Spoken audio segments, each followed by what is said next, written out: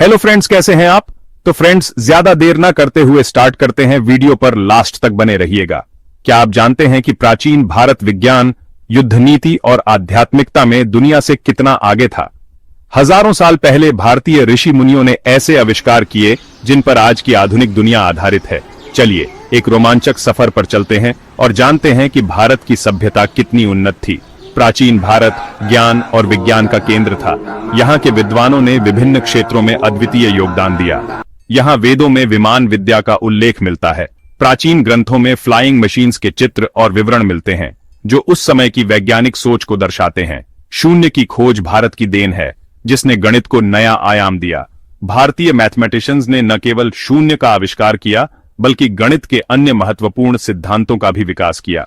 आयुर्वेद चिकित्सा पद्धति आज भी दुनिया भर में प्रासंगिक है। प्राचीन भारतीय चिकित्सकों ने जड़ी बूटियों और प्राकृतिक उपचारों का उपयोग कर चिकित्सा के क्षेत्र में क्रांति ला दी। भारतीय खगोलविदों ने ग्रहों और नक्षत्रों का अध्ययन किया। उन्होंने खगोलीय घटनाओं का सटीक वर्णन किया और खगोल विज्ञान में महत्वपूर्ण योगदान दिया। उन्होंने समय की गणना की और पंचांग बनाया, जिसका उपयोग आज भी होता है। भारतीय समय गणना प्रणाली ने समय को मापने के नए तरीके प्रस्तुत किए। प्राचीन भारत की ये वैज्ञानिक उपलब्धियां आज भी हमें गौरवान्वित करती हैं। इन उपलब्धियों ने न केवल भारत बल्कि पूरे विश्व को प्रभावित किया है और ये हमारी विरासत का एक महत्वपूर्ण हिस्सा है।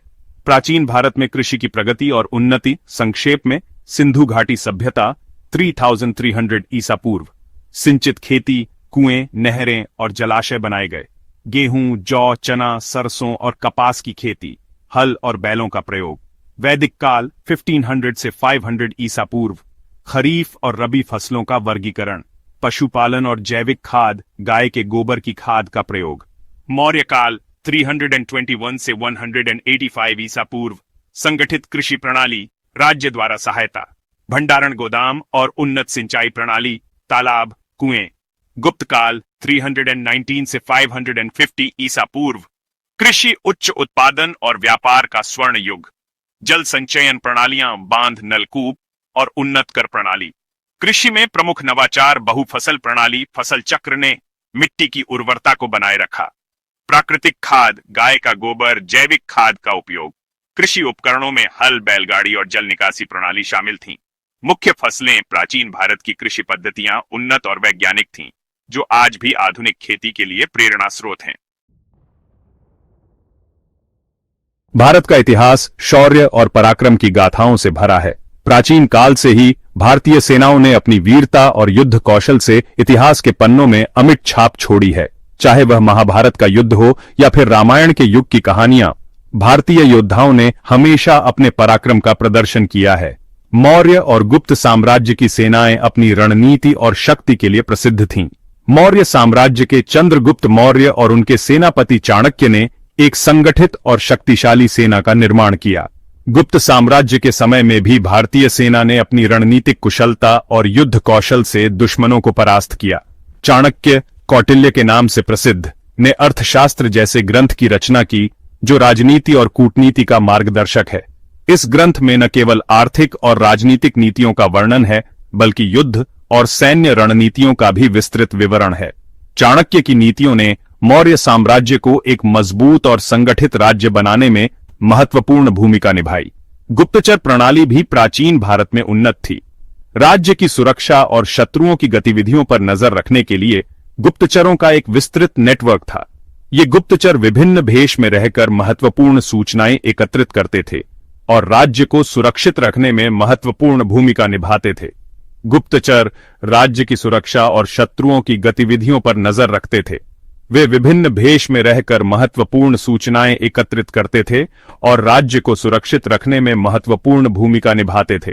उनकी सूचनाओं के आधार पर राजा और सेनापति रणनीतियां बनाते थे और शत्रुओं को परास्त करते थे। यह भारत की सुरक्षा और सामरिक श्रेष्ठता का प्रमाण है। प्राचीन भारतीय सेनाओं की रणनीतियां और उनकी युद्ध कौशल आज भी अध्ययन का विषय हैं। उनकी वीरता और पराक्रम की कहानियां हमें प्रेरित करती हैं और यह दर्शाती हैं कि भारत का सैन्य इतिहास कितना गौरवशाली रहा है। मध्यकालीन भारत में राजपूत और मराठा योद्धाओं ने अपनी वीरता का परिचय दिया। उन्होंने दुश्मनों से लोहा लिया और अपनी मातृभूमि की रक्षा की। इस काल में दुर्ग वास्तुकला का विकास हुआ। लोहे और इस्पात के निर्माण में भी प्रगति हुई, जिससे मजबूत हथियार बनाए गए। यह तकनीकी कौशल भारत की सुरक्षा के लिए महत्वपूर्ण था। आधुनिक भारत, तकनीकी प्रगति और सुरक्षा। भारत ने पिछले कुछ दशकों में तकनीकी क्षेत्र में अद्वितीय प्रगति की है, जिसने देश को एक नई ऊंचाई पर पहुंचा दिया है। आजादी के बाद भारत ने विज्ञान और तकनीकी क्षेत्र में अभूतपूर्व प्रगति की है। भारतीय वैज्ञानिकों और इंजीनियरों ने अपने अथक प्रयासों से देश को आत्मनिर्भर बनाने में महत्वपूर्ण योगदान दिया है। 1974 में भारत ने अपना पहला परमाणु परीक्षण किया, जिससे विश्व में भारत की ताकत का एहसास हुआ। इस परीक्षण ने भारत को एक परमाणु शक्ति के रूप में स्थापित किया और देश की सुरक्षा को मजबूत किया। मिसाइल तकनीक में भी भारत ने आत्मनिर्भरता हासिल की है। भारतीय मिसाइल कार्यक्रम ने देश को रक्षा के क्षेत्र में एक मजबूत स्थिति में ला खड़ा किया है। Raw, research and analysis wing और इसरो, भारतीय अंतरिक्ष अनुसंधान संगठन जैसी एजेंसियां भारत की सुरक्षा और विकास में महत्वपूर्ण भूमिका निभा रही हैं। रॉ ने देश की सुरक्षा को सुनिश्चित करने में महत्वपूर्ण योगदान दिया है, जबकि इसरो ने अंतरिक्ष अनुसंधान और उपग्रह प्रक्षेपण में भारत को विश्व में अग्रणी बनाया है। भविष्य की ओर भारत का उदय। आज भारत आर्टिफिशियल इंटेलिजेंस, अंतरिक्ष अनुसंधान और रक्षा क्षेत्र में तेजी से आगे बढ़ रहा है। अंतरिक्ष में उपग्रह भेजने की क्षमता हासिल करके भारत ने अपनी तकनीकी श्रेष्ठता साबित की है। आत्मनिर्भर भारत अभियान के तहत रक्षा उत्पादन को बढ़ावा दिया जा रहा है। भारत का लक्ष्य है कि वह अपनी सुरक्षा जरूरतों को खुद पूरा करे और विश्व शांति में योगदान दे।